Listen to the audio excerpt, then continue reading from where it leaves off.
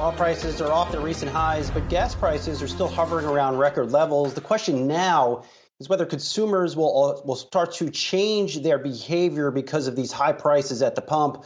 Robert Sinclair Jr. is the Northeast Public Affairs Senior Manager for AAA and joins us now. Robert, I was joking, break. When we see you, gas prices are usually on the rise or we're almost vacation season. This case, gas prices are on the rise. Is there anything you're seeing in the numbers or people that you talk to that we might be nearing some form of just short-term peak in pump prices?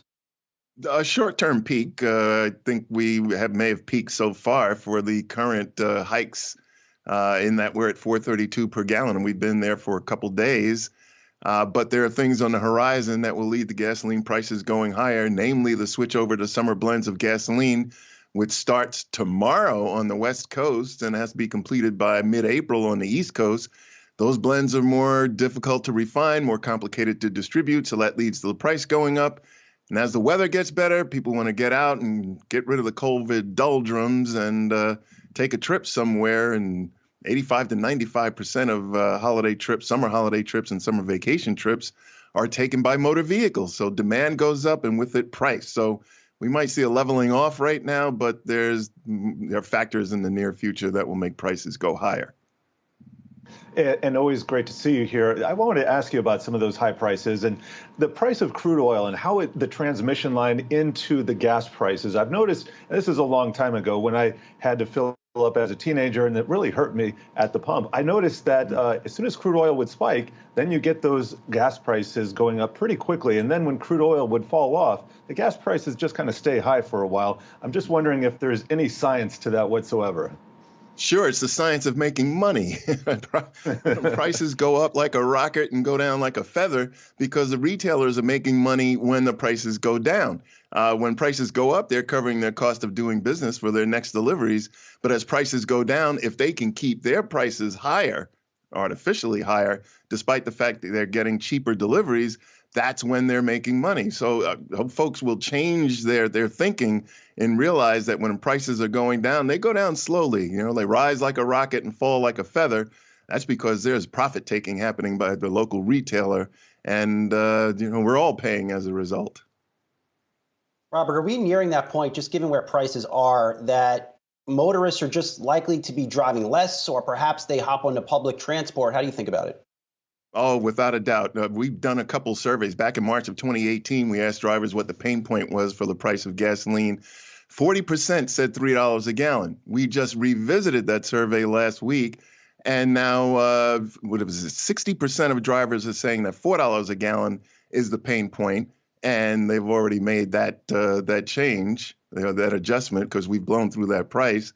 And 75% of drivers said $5 a gallon is the pain point.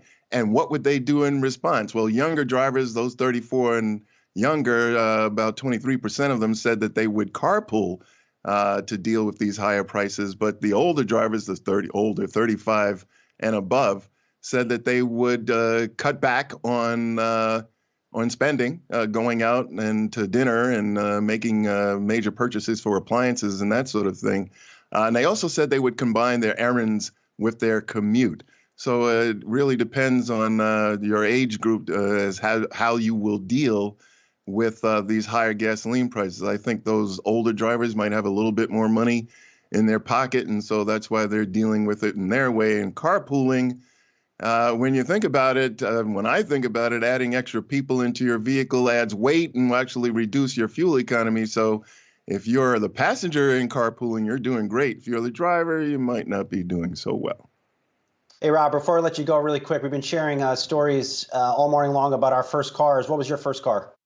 1966 Chevrolet Chevelle, but it didn't have a big fire-breathing V8. It had a 200 cubic inch six-cylinder and a two-speed power glide transmission.